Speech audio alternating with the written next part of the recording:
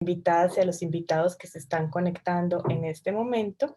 Recordarles que estamos abiertos a todas sus preguntas, que nos encantaría que pudieran compartir sus preguntas o por el chat de preguntas y respuestas o, si es el caso, también a viva voz. Este es un evento dirigido también a las y los estudiantes, así que por favor siéntense en libertad de hacer las preguntas que consideren necesarias. Y bueno, vamos a presentar a quien no necesita ser presentada porque es una amiga de hace tiempo de la casa y también hemos organizado pues conjuntamente este y otros muchos eventos. Andrea Lozano. Andrea es doctora en filosofía de la Universidad Nacional Autónoma de México. Tiene sus intereses de investigación en la docencia y la literatura, la lengua, el pensamiento griego y romano de la antigüedad, en especial las concepciones de la emoción y lo mental. Trabaja aspectos de la teoría literaria antigua y medieval en conexión con el papel que se le otorga a los discursos literarios en la educación del carácter. Andrea es profesora asociada del Departamento de Humanidades y Literatura desde 2009 y actualmente se desempeña como decana de la Facultad de Artes y Humanidades. Como siempre, una alegría tenerte aquí, Andrea. Te escuchamos. Bueno, buenos días a todos. Muchas gracias, Paula, por la oportunidad de hablar un poco, diríamos, desprevenidamente, sin una intención muy clara de, de propuesta sobre los estoicos. Y yo voy a hablar hoy un poquitico de las raíces griegas del cosmopolitismo de una manera muy general, muy introductoria. Espero no patinar en detalles que creo que en este punto pues no serían tan relevantes para poder comenzar a interesarse por este tema, diría yo, tan de actualidad. Espero poder mostrar por qué también la propuesta y la discusión sobre el cosmopolitismo que se plantea en el seno del estoicismo, pues es una discusión muy actual. Em, Voy a comenzar planteando precisamente una de esas discusiones que se dan hoy en día sobre el cosmopolitismo y que se han dado a lo largo de la historia del pensamiento político sobre el cosmopolitismo, ¿no? Algunos piensan que el cosmopolitismo es más bien una actitud o una actitud que tiene que ver con un imperativo ético de cómo comportarnos con otros seres humanos, mientras que otros creen que es sí más bien una teoría política, una propuesta política que ha de implementarse para evitar ciertos conflictos. Pongo aquí dos ejemplos muy radicales en ese sentido. Podrían ser cabalmente juntados estos aspectos desde otro punto de vista, pero como les decía hace un rato, pues quiero hacer la cosa un poco más didáctica y ser radical en esta primera formulación. Kant, en este opúsculo que se llama Hacia la paz perpetua, que si no lo han leído lo recomiendo muchísimo, es verdaderamente uno de esos ensayos kantianos que tiene todo de aprovechable, brevísimo y además muy comprensible. Incluso si uno no conoce la mayor parte de las categorías kantianas en las que él está diciendo que para conseguir una paz perpetua, es necesario que haya un gobierno del mundo, ¿sí? Y lo prueba en algunos artículos, hace una propuesta en 6 artículos y 6 artículos provisionales o preliminares y 3 definitivos en los que él trata de mostrar por qué para que exista la paz en el mundo es necesario que tengamos un gobierno del mundo, una ley universal. ¿Mm? Fíjense que esto es una propuesta política porque estamos diciendo que no es el caso que eso exista y que si queremos alcanzar el objetivo de cualquier buen sistema de gobierno, que es mantener las cosas en orden, en un orden tal que permita la felicidad y el progreso, el florecimiento de los individuos que pertenecen a ese orden, entonces debemos construirlo. Por otro lado, y me interesa mucho el subtítulo del libro de Appiah, un libro muy famoso en los últimos 10 años, de hecho, un libro que ha convertido a Appiah en una celebrity de la filosofía.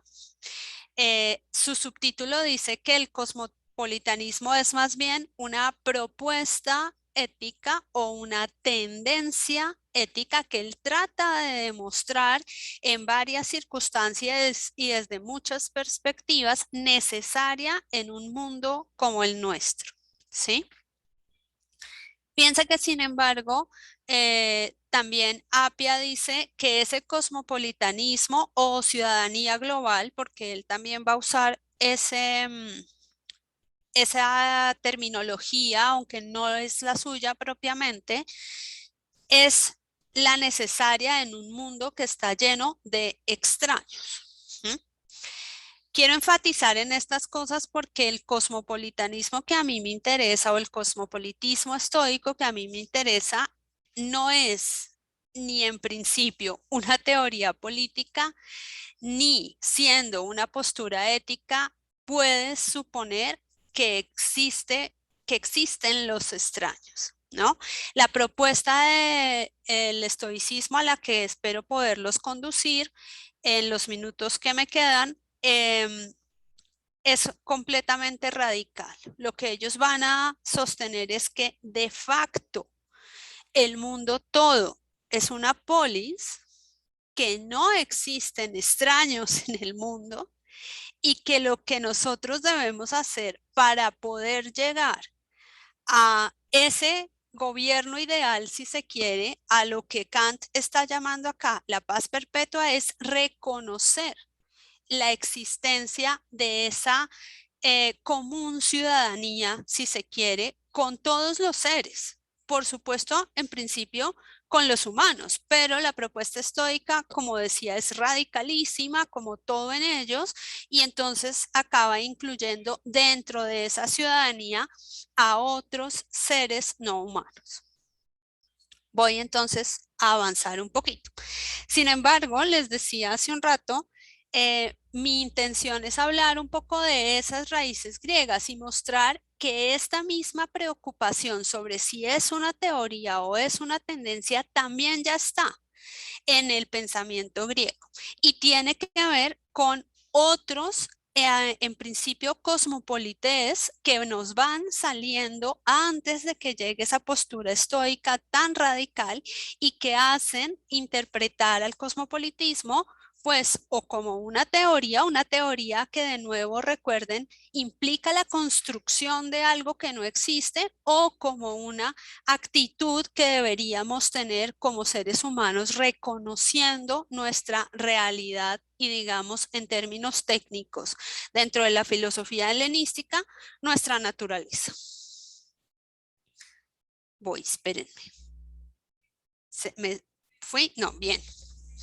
El primero que, si ustedes les da por buscar las raíces griegas en el cosmopolitismo, van a encontrar en la literatura secundaria y en la literatura primaria, por decirlo de alguna manera, que como Cicerón, por ejemplo, en este punto, aquellos primeros que quieren justificar ese cosmopolitismo identifican una actitud semejante en Sócrates.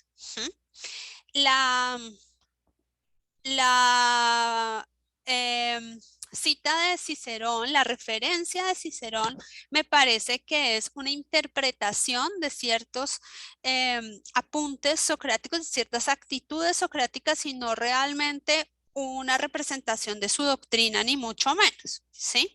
Pero miren cómo lo concibe Cicerón. Dice, Sócrates, como se le rogara que dijese de dónde era, del mundo dijo. Del mundo entero, en efecto, se consideraba habitante y ciudadano. Realmente, insisto, no creo que esto haya sido un dictum socrático, o al menos no del Sócrates que nosotros conocemos, por ejemplo, a través de Platón y Jenofonte. Sin embargo, sí es verdad que por las tesis que les voy a mostrar a continuación, hay algo de universalismo en las posturas socráticas que hacen pensar que aquello que él considera debe aplicar para su comportamiento como un ciudadano ateniense se puede hacer extensivo al resto del mundo. Por ejemplo, todo ser humano es capaz de virtud y de la misma virtud. ¿Sí? Ser virtuoso es conocerse. Y esto va a ser importantísimo porque si recuerdan cómo formulé la tesis estoica en principio, depende de una identificación de nuestra propia naturaleza, el reconocimiento de que de facto el mundo es ya una sola polis. Y entonces decía, la virtud es conocimiento de la naturaleza de las cosas, conocimiento de la naturaleza humana.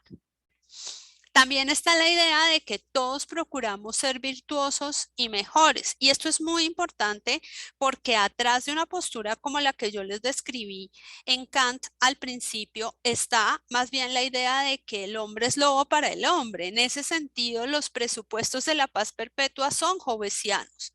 Entonces, para evitar que haya el conflicto, ¿qué es lo que es la naturaleza humana? Diría Kant, debemos procurar buscar la virtud. Es un imperativo, como lo dije en ese momento, en lugar de una descripción de nuestras características. Y si todos procuran la sabiduría, todos procuran la sabiduría, la propia y la de los demás. Y lo último que es, diríamos quizás sí, la moral ya incluso más estricta, socrática, pues la injusticia es mejor padecerla que ejercerla, de modo tal que es necesario y va a ser de nuevo una condición moral para nosotros practicar la búsqueda de esa virtud. ¿Sí? En pocas palabras, aquello que vamos a considerar la ley, pero recordemos, esa ley natural, esa ley universal, esa ley que está mostrándonos cuál es nuestra verdadera naturaleza, pues debe obedecerse, ¿sí? En tal caso, si esa es la que habla de la naturaleza, pues no tendría por qué ser privativa de una única polis, y si esta es ley para todas, entonces todas las polis deberían ser una sola ciudad. ¿Mm? Fíjense que estamos entonces construyendo la noción de polis a partir de la noción de ley, y la noción de ley a partir de una descripción de nuestra naturaleza, o por lo menos de aquello que debemos buscar como nuestra propia naturaleza. Por otro lado tenemos, ustedes conocen también quizá al cínico, otro cosmopolités reconocido, ¿no? Y entonces pongo allí algunas de las atribuciones que le hacen a él, ¿no? ¿De dónde le preguntan? Preguntándole de dónde era, responde ciudadano del mundo. Luego le preguntan, y esto es una de las posiciones normales en las que contrastamos al cosmopolités, al ciudadano del mundo, con el cosmocratés, Alejandro, el dominador del mundo, quien le ofrece a este señor lo que quiera, cualquier cosa, y él dice que lo único que quiere es que por favor no le tape el sol, que lo deje seguir asoleándose, ¿sí? Y finalmente, cuando le hablan de cuál es el lugar de habitación, de cuál es su oikos, interesante que nos aparezca por aquí la palabra, entonces él dice que tomó cualquier habitación, por ejemplo, un tonel, porque para el hombre cosmopolités cualquier lugar es su habitáculo. ¿Sí? Entonces fíjense que en la actitud de Diógenes, más que la idea de que hay una ley, de que hay una cierta naturaleza, si ustedes quieren, que se identifica con esa ley y que en virtud de ella vamos vamos a propender por una sociedad común, lo que él está diciendo es que aquello que es la naturaleza es allende a la ley y que en esa medida no existe realmente un orden que pueda ser el de la naturaleza, un orden político que pueda ser el de la naturaleza. La actitud de Diógenes el Cínico, que es una actitud que se fundamenta en su naturalismo, en su especial y particular naturalismo, que distingue, por ejemplo, entre la costumbre y la naturaleza, pues nos lleva más bien a la eliminación de las polis. Se es cosmopolita porque no se pertenece a una polis, pero no porque el mundo sea una polis. ¿Sí? Entonces, fíjense que ahí también hay una manera de comprender el cosmopolitismo, una manera helenística, por supuesto, pero completamente distinta de la que yo voy a intentar detallar.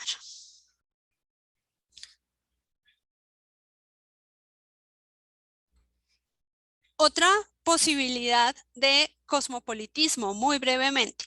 Alejandro, si nos fuéramos desde una postura histórica, muchos dicen que el cosmopolitismo que interesó a los estoicos, sobre todo a los estoicos del siglo segundo, ¿sí? Finales del siglo tercero, principios del siglo segundo, por ejemplo, a Crisipo, que es con quien yo voy a comenzar en un momento, depende más bien de una circunstancia política ya existente que era la expansión de la helenización, pues por el enorme imperio de Alejandro. ¿Sí? En principio, hace algunos años, cuando la primera vez que yo pensé en esto, decía, parece que fuera un asunto de facto, como el que estaban planteando los estoicos, pero sin ninguna fundamentación. Y de hecho, tan sin ninguna fundamentación que Alejandro se ve en la necesidad de incluir políticas que hagan que esa casa común se convierta de hecho en una casa común, ¿no? Que exista oikumene. Una de esas muy famosas, quizá la más célebre de esas políticas, tiene que ver con esos matrimonios interraciales y a grandísima escala para mezclar a los griegos con los bárbaros, en este caso en general, sobre todo con los persas, para, por ejemplo, crear una nueva raza que pudiera tener esa helenización. Fíjense entonces que también Alejandro lo ve como algo que no es lo que es el caso y algo por lo que debemos realizar ciertas acciones que nos lleven realmente a la posibilidad de un dominio común. Alejandro parece suponer, si tuviésemos una cierta cultura común, podríamos ser un estado común y esa cultura común depende de lazos de sangre. Una preocupación, si ustedes quieren, una manera más bien de comprender, una manera de entender que la sociedad, que la política se basa en la filía y que esa filía es siempre de sangre, de raza. ¿Mm? Interesante el asunto, pero tampoco por allí va mi querido Crisipo. ¿Mm? Crisipo, las fuentes, esto es lo que es más problemático quizá, algunas de las fuentes que tenemos para reconstruir el cosmopolitismo de Crisipo están en textos que son profundamente políticos, de hecho en textos que podrían decirse o son propuestas de teoría política o recogen teorías políticas. Ese es el caso del texto de Marciano que yo les estoy mostrando en este momento. ¿Sí? El asunto es que cuando Crisipo está planteando eso en principio, insistiría yo en la siguiente diapositiva que les voy a mostrar, es una descripción de cómo es el universo, ¿sí? Y no una propuesta de cómo deberíamos gobernarnos en él. Voy a leer el texto de Marciano y luego vamos a la siguiente fuente, que si no me falla la memoria es Clemente, donde esta propuesta que está llena de terminología legal se despoja un poquito de ella y nos permite ver un poco más su carácter descriptivo. Dice Marciano. Pero también el filósofo estoico, sumamente sapiente Crisipo, comienza así el libro que escribió sobre la ley. La ley es soberana de todas las cosas, tanto divinas como humanas. Es preciso que ésta sea primera, gobernante, hegemónica de las cosas honestas y vergonzosas y conforme a esta, medida de las cosas justas y de las injustas. Además, respecto de los seres vivos, por naturaleza civil, prescribir lo que debe hacerse y prohibir lo que no debe hacerse. Miren que él está hablando desde un punto de vista legal, ¿sí? Las instituciones de Marciano recogen propuestas de legislaciones anteriores, pero fíjense también que ellos parten de un enunciado que nos dice qué es la ley y luego qué es lo que ella permite, ¿sí? Si ustedes quieren, después de y conforme con esta, o sea, con esa descripción anterior que tenemos arriba, vamos a sacar los deberes seres que vamos a deducir de la ley. Pero primero tenemos que reconocer, digamos, la naturaleza de esa ley universal, que es ante todo un asunto físico en el seno del estoicismo, hoy día diríamos ontológico, que es el que me va a permitir generar una determinada axiología. Miren, aquí me parece que es un poquito más claro. Esto es las misceláneas de Clemente, un texto muy importante para tratar de reconstruir ese cosmopolitismo, digamos, primero, anterior al de Marco Aurelio, del que voy a hablar en los últimos minutos que tengo. Dice Clemente, en efecto, también los estoicos llaman al universo ciudad en sentido estricto.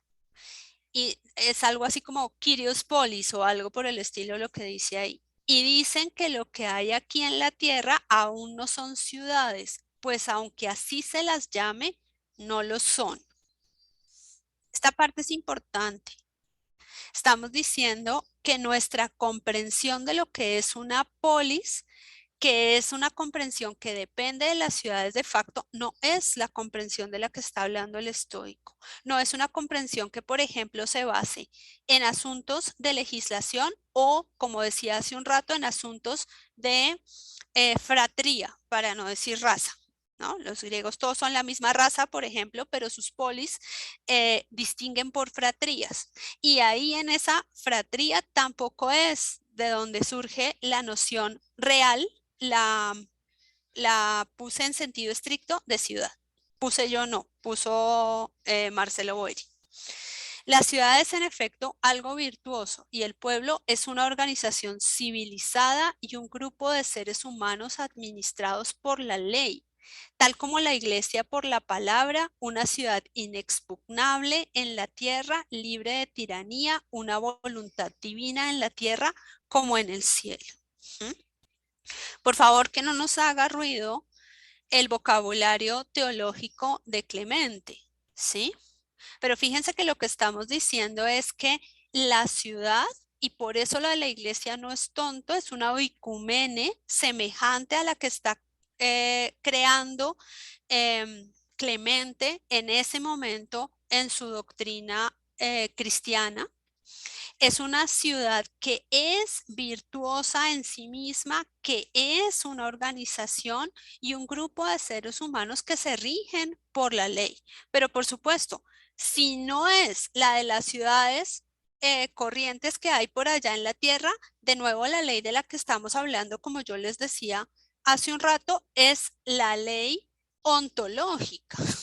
Estoy hablando en sentido muy fuerte de ley, ¿no? La ley de verdad y no las posibles leyes de la polis. Los estoicos, sin embargo, dicen que el primer Zenón ha escrito ciertas cosas que no permiten leer fácilmente a sus discípulos, a no ser que antes hayan probado que son genuinos filósofos. Y esta última parte que aparentemente parece desconectada va a ser central porque es la que nos va a demostrar que para que exista la cosmópolis primero debemos conocer lo que la filosofía supone. Y eso que conoce la filosofía es la naturaleza, ¿no? ¿qué quiere decir vivir conforme con la naturaleza? Que por supuesto es el mismo dictum que yo les insistí, quizá no de esta manera tan explícita cuando estaba hablando de Diógenes, pero que dentro del seno del estoicismo pues significa una cosa completamente distinta, ¿no? No es algo desordenado, inconvencional, totalmente dado, digamos, a la actitud pura de los primeros instintos del ser humano, sino por el contrario, algo que es, como decíamos acá, virtuoso, civilizado, administrado por la ley. Muy importante lo que sigue, inexpugnable, libre de tiranía, una voluntad divina en el cielo como en la tierra.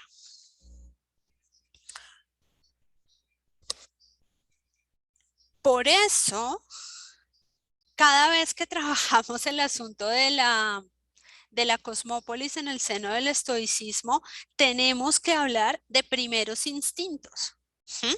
De primeras maneras de moverse en el mundo. Y el ejercicio del estoico para construir su cosmópolis es un ejercicio que supone que él debe comprender primero cuál es su lugar en el mundo, cómo se mueve él, cómo se mueven los otros seres con los que comparte una constitución en el mundo y cuáles son las implicaciones, digamos, de ese reconocimiento. Dice Diógenes Laercio dice Diógenes Laercio atribuyéndole a Crisipo en Sobre los fines.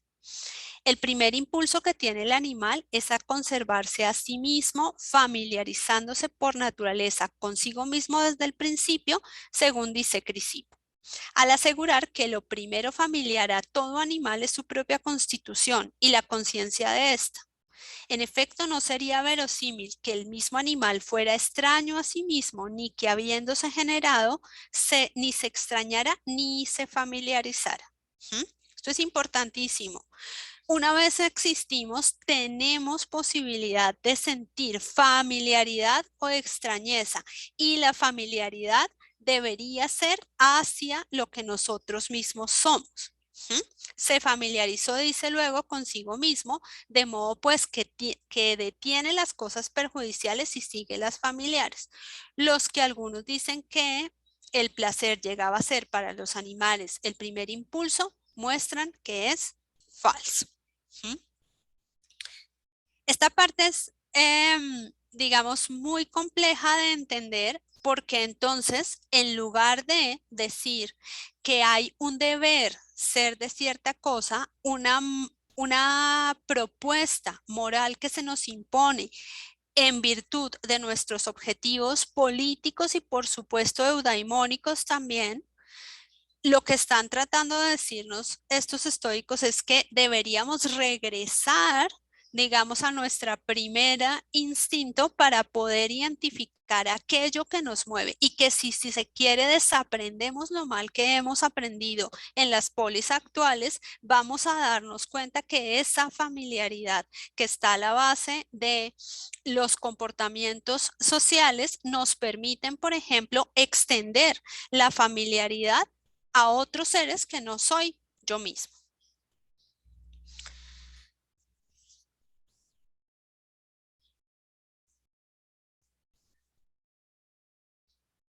¿Me la voy a saltar? Sí, me la voy a saltar. Quiero llegar a Marco. ¿Sí? La expresión más pura del cosmopolitismo estoico, digo más pura, más explícita, más trabajada también del cosmopolitismo estoico que por lo menos conservamos, es la de Marco Aurelio, que además pues tiene una resonancia muy importante por quién es este Antonino, ¿no?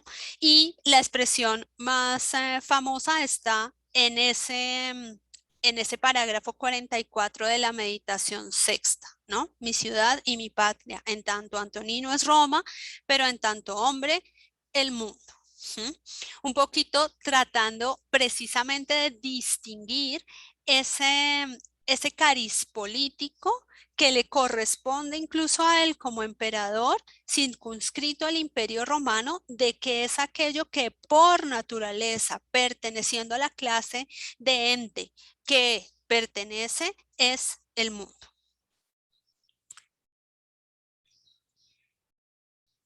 Voy a leer esta última para poder hablar brevemente de mis conclusiones. Marco Aurelio teje más detalladamente esa cosmópolis mostrando que es un sentimiento de reconocer al otro como igual, al otro como compartiendo eso mismo, que es esa familiaridad de la que estábamos hablando en el pasaje de Diógenes Laercio, que Marco Aurelio va a llamar filía, la que hace posible el sentimiento, perdón, la experiencia, si se quiere, de la cosmópolis. Pero fíjense que a la base de la filía de la que está hablando Marco Aurelio hay un reconocimiento de la propia constitución y de la naturaleza que, como decía, se hace extensiva a todos los seres, a todos los otros seres.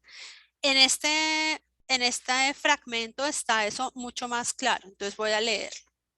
Todas las cosas están entrelazadas entre sí y su común vínculo es sagrado y casi ninguna es extraña a otra, porque todas están coordinadas y contribuyen al orden del mismo mundo.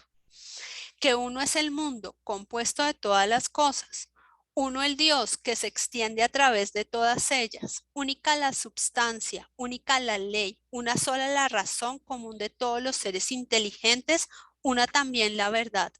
Una sola la razón común de, perdón, una también, me estoy devolviendo, una también la verdad, porque también una es la perfección de los seres del mismo género y de los seres que participan de la misma razón. Como existen los miembros del cuerpo en los individuos, también los seres racionales han sido constituidos por este motivo para una idéntica colaboración, aunque seres distintos. Y más se te ocurrirá este pensamiento si muchas veces hicieras esta reflexión contigo mismo.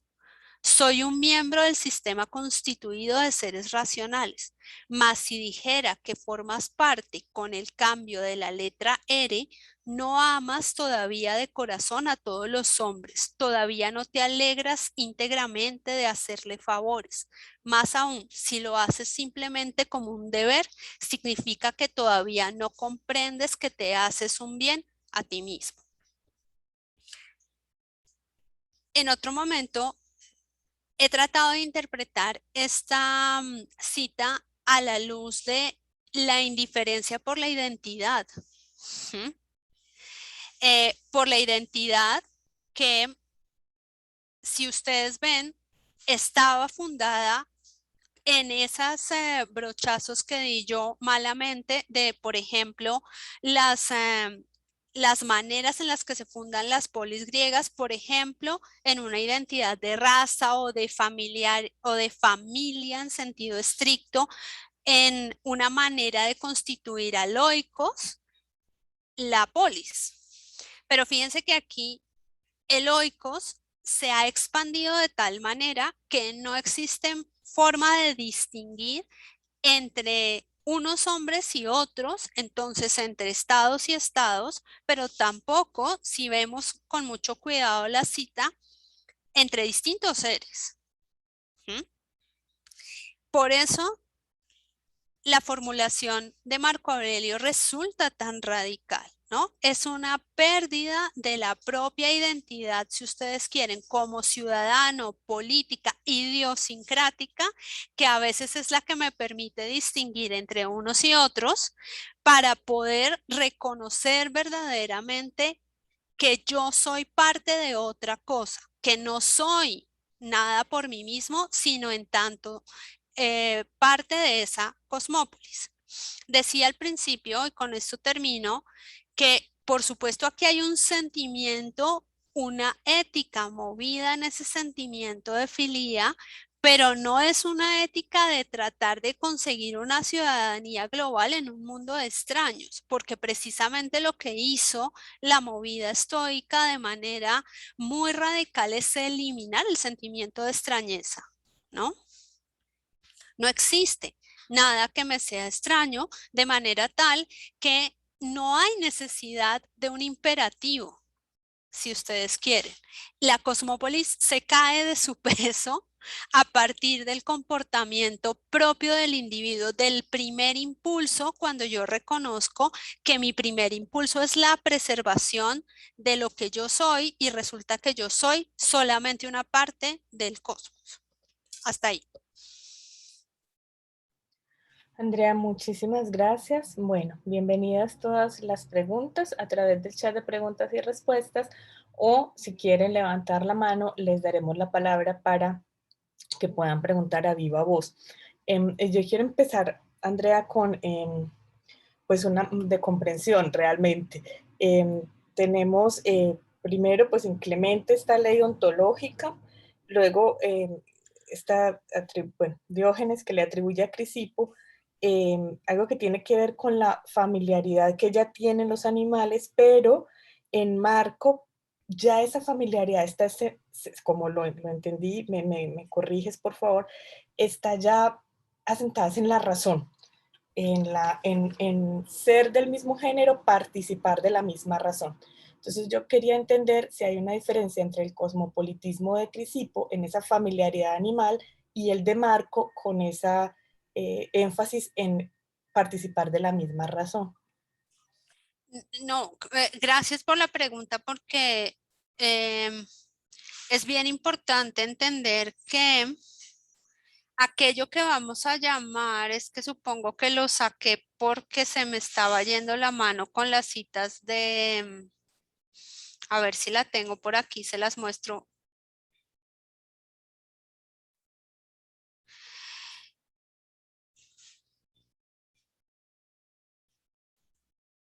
Sí, tal vez esta. Entonces voy a mostrarles un momento esta, donde, donde creo que se hace más claro que aquello que resulta,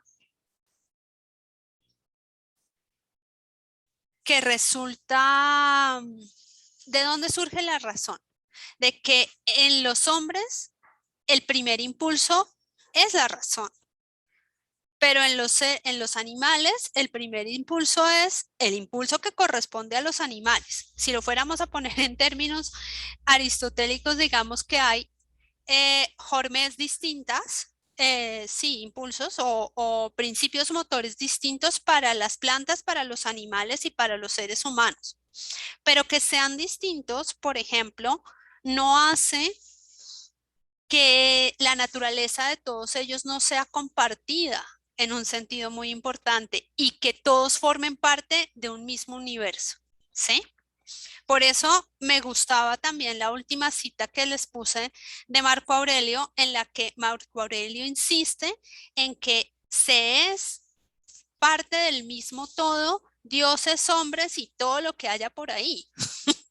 No son, o sea, cualquier cosa. Eso a veces se nos va de la perspectiva, digamos.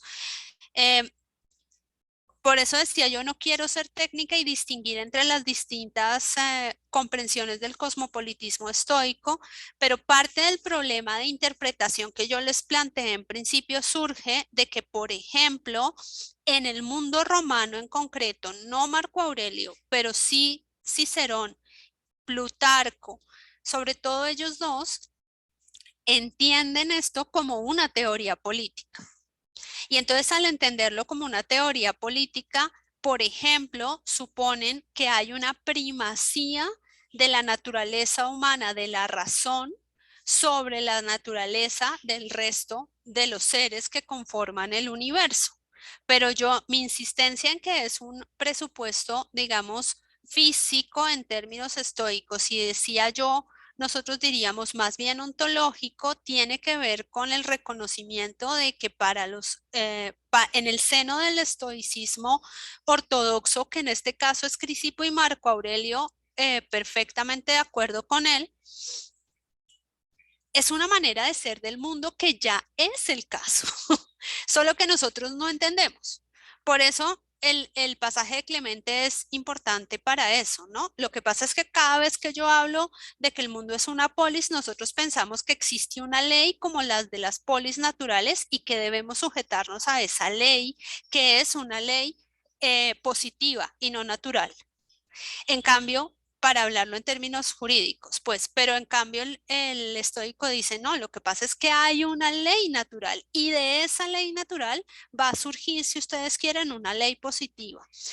Una ley positiva que en el caso de Marco, lo más importante, está atada con un sentimiento de familiaridad, que es lo que él llama la filía, ¿no? Surge de la comprensión de que todos somos parte de ese mismo lugar, la filía. No me demoro más porque creo que por ahí hay más manos. Tenemos más manitos. Gracias, Andrea. Tenemos la mano de Alfonso primero y después de uno de nuestros espectadores, de Esteban Sarmiento. Alfonso, te escuchamos. Gracias, Paula. Muchas gracias, Andrea, por la presentación. Absolutamente interesante. Tendré objeciones a la presencia de Sócrates ahí, pero digamos que ese no es el... Le quería hacer una pregunta mucho más general, puesto que usted el énfasis que pone es precisamente que se trata de una propuesta política interesante y hoy por hoy toda teoría, la teoría política, lo que está dominando más que el cosmopolitanismo es una especie de énfasis en las diferencias, entonces es mujer, es lesbiana, es transexual, y es la necesidad de identidades fuertes aquí y allá y de reafirmar esas identidades y de ponerlas enfrente antes de cualquier otra cosa. La pregunta general es, ¿qué importancia y valor puede tener una propuesta como esta hoy por hoy? Eh, Usted tiene toda la razón de que es completamente contracorriente y por eso decía que encantándome, por ejemplo, el trabajo de Apia, pues mi comprensión del cosmopolitismo es perfectamente opuesta, ¿no? Porque parte de la eliminación de la diferencia. ¿Mm?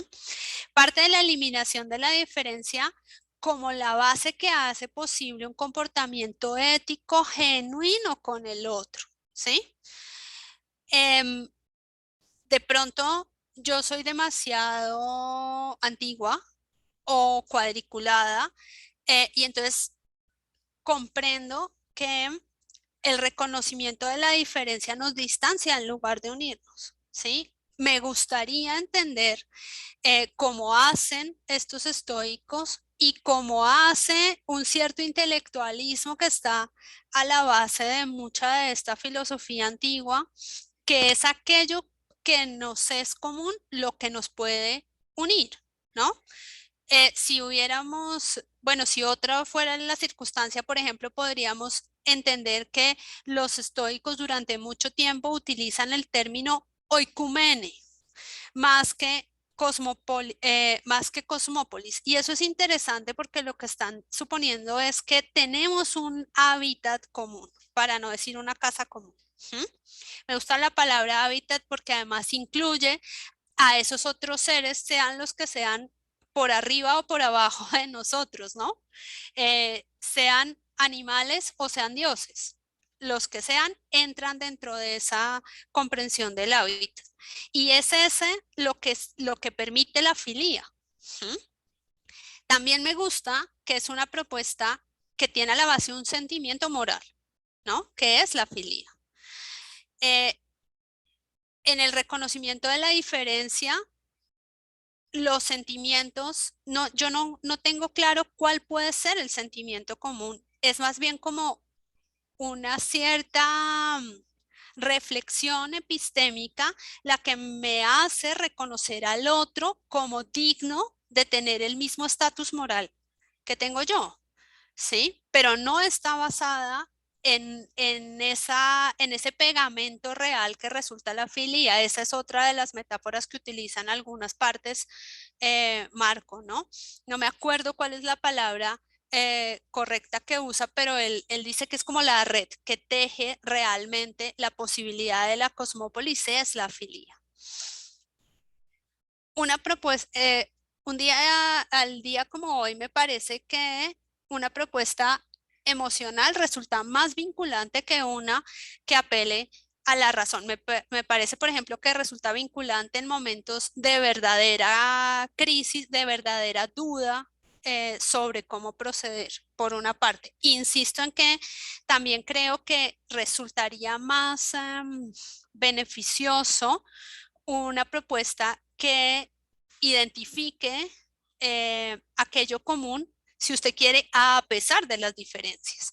Y termino diciendo que aquí incluso hay algo común a pesar de las diferencias interespecies. Por eso decía que la pregunta de Paula era central, ¿no? Porque, por ejemplo, para hablar de la biología, la filosofía de la biología que hay, pues el pasaje que yo traje del 785 de Diógenes Laercio Aceste es el que se usa para decir que hay, por ejemplo, reconocimiento de la propiocepción y que es la propiocepción la que mueve al animal, ¿no? A la que mueve al ser vivo, independientemente de su estatus interespecies. Si incluso yo resulto parecido a un cactus, pues ¿por qué no puedo resultar parecido a otro ser humano? Me parece más poderosa la cosa, pero también tengo que decir que esa es mi manera de entenderlo y que sé que la eliminación de las diferencias, digamos, arrastra otras cosas que hoy por hoy quisiéramos conservar. Hasta ahí. Muchas gracias. Gracias, Alfonso. Tenemos a Laura, tú me haces el favor de darle la palabra a nuestro invitado para que pueda acceder al micrófono. Ya tiene permiso. Perfecto. Escuchamos entonces la pregunta. Esteban Sarmiento. Sí, hola Andrea, gracias por su conferencia. Yo quería preguntarle dos cosas muy concretas, una de comprensión. No Sí. sé si le entendí bien algo que usted dijo al comienzo y era que esa propuesta que usted quería defender, digamos, no tenía un carácter ni político ni era una tendencia o actitud, pero al final no me quedó claro. Digamos, porque me parecía que rozaba una u otra cosa, pero no sé si le escuché mal o... Esa es la primera pregunta. Y la segunda es está muy relacionada con la de Alfonso, pero digamos, mm, bajo el convencimiento de que esta idea podría tener algún sentido en el mundo contemporáneo, y es, ¿cómo le respondería a aquel crítico que le salte y le diga que digamos, eso que llama usted el hecho físico, el impulso a la razón, digamos, es una cuestión puramente, ahora me enredé, digamos, no es un elemento definitorio para todo tipo de identidad. Eh, digamos que digan, no, para el estoico romano es fácil decirlo porque pues casi que en la antigüedad ellos eran parte del centro del mundo, pero ¿qué puede decir alguien que no, que no estuviera en ese centro del mundo? No sé si me hago entender. Sí, creo que sí, creo que sí. Voy a, con respecto a lo primero, lo que yo quería decir es que ahora, cuando se habla de cosmopolitismo, se habla o de una teoría política o de una actitud, de una manera de ser en el mundo, si se quiere, que no necesariamente implica una propuesta política, ¿sí? Por ejemplo, vuelvo al caso que ponía yo acá. El texto de Apia dice la manera de nosotros comportarnos, por ejemplo, para reconocer, como decía Alfonso hace un rato, las diferencias que hay entre todos nosotros en un mundo absolutamente cosmopolita como el nuestro, es actuar de manera tal que somos, si usted quiere, tolerantes hacia las diferencias de los otros y vivimos todos en un mundo en el que cada quien con su propia identidad puede, si usted quiere, mantener relaciones entre sí. Por otro lado, en cambio, Kant dice, no es un tema de actitud. Si no tenemos una ley que haga que entre los estados no haya guerra, no se diriman los conflictos mediante la guerra, el estado, la naturaleza de los hombres, que es la naturaleza de los estados, va a provocar la guerra. Por eso es necesario, para que exista una paz perpetua, un superestado que controle a los estados. La propuesta de Kant aquí es una propuesta de teoría política, de teoría en el sentido de que él está justificándonos racionalmente la existencia de ese superestado, ¿sí? Los estoicos están diciendo, y esto voy a empezar a conectar con su segunda pregunta. Un minuto, vayamos a la naturaleza de las cosas, ¿sí?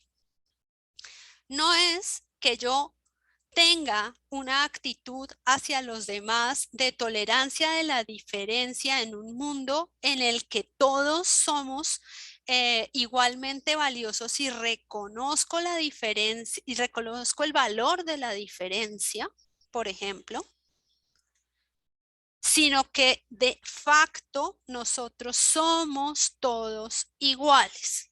Tenemos un primer impulso que a cada uno nos mueve hacia donde debe ser, y por eso dice la cita, hacia la razón universal. Hacia, si usted quiere, la manera en la que funciona el mundo, que es como podríamos entender esa razón universal. Entonces, fíjense que si lo fuéramos a poner en nuestros términos, casi que el estoicismo estaría abogando por una tesis descriptiva de la naturaleza, es decir, biológica, de la cual se derivan unos compromisos éticos y unos compromisos políticos.